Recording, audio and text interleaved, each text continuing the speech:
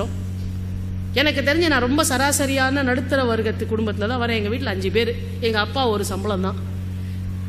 எனக்கு தெரிஞ்சு எங்கள் அம்மா என்னை கடைக்கு கூப்பிட்டு போனாங்கன்னா மார்க்கெட்டுக்கு கூப்பிட்டு போவாங்க. ஃப்ரிட்ஜு கிடையாது அந்த காலத்தில். கடைக்கு கூப்பிட்டு போவாங்க. கண்டிஷன் முதல்ல என்ன தெரியல, நான் என்ன பெரிய 5ஆம் கிளாஸ் 6ஆம் கிளாஸ் படிக்கிற குழந்தை. அப்போ கடைக்கு கூப்பிட்டு போகும்போதே வர்ற வழியில் அங்கே வந்து வெயிட்டு தூக்க மாட்டேன் அது இதுன்றதை தான் கடைக்கு வராதேம்பாங்க. இல்லை இல்லை எவ்வளோ கொடுத்தாலும் தூக்குறேன்பேன். ஏன்னா இங்கேருந்து கடைக்கு அன்னைக்கு போயிட்டு வர்றது தான் நமக்கு என்டர்டெயின்மெண்ட்டு. அந்த அளவுக்கு என்டர்டெயின்மெண்ட் இல்லாமல் தான் நம்ம இருந்தோம். போகிறோம்போ சரி, இந்த பக்கம் ஒரு 10 கிலோ மூட்டை, இந்த பக்கம் ஒரு 10 கிலோ மூட்டை. சார் சேனக்கிழங்கு, சேப்பங்கிழங்கு, கருணக்கிழங்கு, இதெல்லாம் கிழங்கு வகைகள் ஒரு பக்கம், சாதாரண பச்சை காய்கறி 20 கிலோ மூட்டையை நான் தூக்கிட்டு வருவேன். ஐயோயோ என் குழந்தை 20 கிலோ மூட்டை தூக்குதேன்னு எங்கள் அம்மா ஒரு நாள் கூச்சப்பட்டிருப்பேன். தூக்கட்டும் 20 கிலோ மூட்டையை, இன்னைக்கு 20 கிலோ மூட்டையை தூக்கலன்னா நாளைக்கு வாழ்க்கை பாரத்தை என் குழந்தையால சுமக்க முடியாம போட கஷ்டப்படட்டும் நினைச்சாங்க. யூனிஃபார்ம் வெக்கமா இருக்கும் சார். யூனிஃபார்ம் சாக்ஸ்ல எலாஸ்டிக் போயிடும், ரப்பர் பேண்ட் போட்டு அந்த சாக்ஸை நிறுத்த வச்சுட்டு போயிருக்கோம். நம்மள எத்தனை பேருக்கு ஞாபகம் இருக்குல்ல, வீட்டுக்கு வந்த உடனே அந்த சாக்ஸை கட்டணும்னாக்க அந்த இடத்துல அந்த ரப்பர் பேண்டோட கோடு விழுந்திருக்கும், ரத்தம் கட்டி போய். யூனிஃபார்ம் கேஸ்மெண்ட் யூனிஃபார்ம் தச்சு கொடுத்தாங்கன்னா ஒரு வருஷம் அந்த யூனிஃபார்ம் சாயம் போயிடுச்சுன்னா எங்கள் அம்மா கூச்ச நாச்சம் இல்லாமல் அதை பிரித்து உள்பக்கத்தை வெளிப்பக்கமாகவும் வெளிப்பக்கத்தை உள்பக்கமாகவும் மாற்றி தச்சு கொடுப்பாங்க. சைடில் அந்த இடையூரில் வர இடத்துல அந்த சாயம் போன இடம் தெரியும். மானரோசம் பார்க்காம அதை தான் போட்டுட்டு போவோம். ஐயோ 4 குழந்தை எதிரி என் குழந்தை மட்டும் கொஞ்சம் சாயம் போன ட்ரெஸ்ஸு சத்தியமாக எங்கள் மனசில் அவஸ்தைப்படட்டும், அவமானப்படட்டும், அப்போ தான் நல்ல சட்டை போடுக்கிறதுக்காக உழைக்கணுன்ற சிந்தனை வரும் என்று என் தாய் நினைத்தாள்.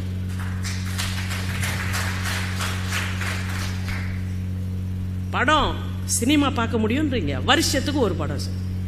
அந்த படத்தையும் அவங்க முடிவு பண்ணுவாங்க என்ன படம்னு. முக்கால்வாசி அது திருமலை தென்குமரி இந்த ரேஞ்சில் இருக்க படமாக இருக்கும். எல்லா காமெடி படம், ஏதாவது மெட்ராஸ் டு பாண்டிச்சேரி இந்த மாதிரி ஏதாவது ஒரு சினிமாவாக இருக்கும். வெள்ளிக்கிழமை விரதம் இந்த மாதிரி ஏதாவது ஒரு படமாக இருக்கும். இந்த படத்துக்கு போகும்போது முதல்ல சொல்லி அனுப்புவாங்க 1:30 டிக்கெட்டு, 1:60 டிக்கெட் கிடைச்சா போகக்கூடாது, மரியாதைக்கு வீட்டுக்கு வந்துடும், நாளைக்கு போய் பார்த்துக்கோங்க. 5ஆவது நாள் கூட்டம் கம்மியாக இருக்கும், 30 பைசா எக்ஸ்ட்ரா தர முடியாது. பெரிய சாமி வேண்டது எதுக்காகனா, ஐயோ சாமி 1:30 டிக்கெட் கிடைக்கணுமே, இல்லைன்னா வீட்டுக்கு போகணுமே இருக்கும். இல்லைன்னா நிர்தாட்சியமாக திருப்பி கூப்பிட்டு வருவாங்க சார். அப்படியே பரிதாபமாக அந்த 1:60 டிக்கெட்டை பார்ப்போம். கொஞ்சம் கூட எங்கள் அம்மாவுக்கு மனசு இறங்காத, அந்த மன நடுக்கமே அவளுக்கு இருக்காது. அப்படியே நடத்தி கூப்பிட்டு வருவாங்க 1 கிலோமீட்டரு. சபிப்போம், படுபாவி, இப்படி கொஞ்சமாவது மனசு பாரு, கல் மனசு, கவலையே பட மாட்டேன். 5ஆவது நாள் மறுபடியும் கூப்பிட்டு போவோம். 1:30 டிக்கெட் உட்காந்துப்பாரு. இந்த ஒரு வேளை 1:30 டிக்கெட்டில் கூட்டின்னு போகாமல் 1:60 டிக்கெட்டு கூட்டுவோம். வீட்டுக்கு குழந்தைங்களை கூட்டிகிட்டு வந்துட்டா குழந்தைங்க பிரச்சனை பண்ணுவாங்களோ, குழந்தைங்க ரிவோல்ட் பண்ணுவாங்களோ, நமக்கு எதிராயிடுவாங்களோ, மென்டலாக அஃபெக்ட் ஆகிடுவாங்களோ, இந்த மாதிரி லூசுத்தனமான சிந்தனைகள்லாம் இன்னைக்கு இருக்கிற பெற்றோர்களுக்கு இருக்கே தவிர, நான் சொல்றதை கேட்டுட்டு மரியாதைக்கு இருந்தா இரு, இல்லைன்னா ஓடிப்போம் நாயன்னு வச்சிருந்தாங்கல்ல, அங்க குழந்தைங்க ஒழுங்கா இருந்தது. இப்போ அவங்க கேட்டதெல்லாம் கொடுத்து, அவங்க கேட்டதுக்கு மேலேயே கொடுத்து, அவங்களுக்கு தேவைக்கு மேலேயே கொடுத்து, அவங்க ஃப்ரெண்ட்ஸுக்கு என்னென்ன இருக்கோ அதெல்லாம் வாங்கி கொடுத்து, உன் ஃப்ரெண்டு என்ன பண்ண எடுத்துக்கலாம். எங்கள் அப்பா சொல்லுவார் சார், ரப்பர் செருப்பு போட்டு போவோம் ஸ்கூலுக்கு. செருப்பு வருமா, அந்த வாரம் அறுந்து போச்சுனாக்க, வாரம் அறுந்து போச்சுப்பா, சரி சரி பார்க்கலாம், இப்போ நீ ஷூ தானே போட்டு போகிற ஸ்கூலுக்கு, இந்த அடுத்த 3 நாளில் நீ வெளில போகல, ஒன்று ப்ரோக்ராம் எல்லாம் பார்த்துக்கலாம்.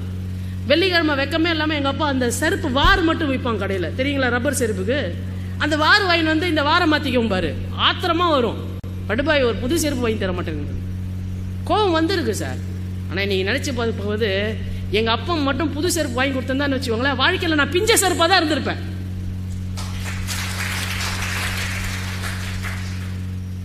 ஒவ்வொரு நிமிஷமும் நமக்கு என்ன தோணுச்சு, இந்த மாதிரி வாழ்க்கையிலேருந்து நம்ம நல்லா வரணும், நல்லா படிக்கணும், 4 பேர் பார்க்குற மாதிரி நம்மளும் இப்படியா இருக்கணும் அப்படியா இருக்கணும், நமக்கு ஒரு லட்சியம் வந்தது. ஆனால் இன்னைக்கு நீங்கள் எல்லாத்தையும் குழந்தைங்களுக்கு கொடுத்து, அவங்க தகுதிக்கு மேலே, அவங்க திறமைக்கு மேலே, அவங்க தேவைக்கு மேலே எல்லாத்தையும் அவங்களுக்கு போட்டு அடைச்சி அடைச்சி அடைச்சி அடைச்சி எல்லாத்தையும் கொடுத்துட்டுல, அவங்களுக்கு எதை பற்றின மரியாதையும் இல்லை, உங்க பற்றின மரியாதையும் இல்லாமல் போச்சு. அப்பா அம்மானா கொஞ்சம் கூட மரியாதை இல்லாமல், so what, it's your duty, all the parents are doing it, you are also doing இட்னு நுனி நாக்கில் இங்கிலீஷ் பேசுகிறாங்களே தவிர பட்டுன்னு ஒன்று வைக்கணும் போல இருந்தால் கூட நம்மளால் அடிக்க முடியாது. ஏன்னா நம்முடைய அறிவுஜீவிகள் எல்லாம் மேடைக்கு வந்து இன்னைக்கு என்ன சொல்லிட்டாங்க, குழந்தைகளை எப்பொழுதும் பாசமாக நடத்த வேண்டும், கண்டிக்க கூடாது, அவங்கள வந்து கட்டுப்படுத்த கூடாது, அவங்க இஷ்டத்துக்கு தான் ஆடணும், உங்க இஷ்டத்தை எதையுமே அவங்க கிட்ட சொல்லக்கூடாதுன்னு சொல்லி சொல்லி வழி நடத்துவதற்கு பதிலாக தருதலைகளை குழந்தைகளாக வீட்டில் வளர்ப்பதற்கு தான்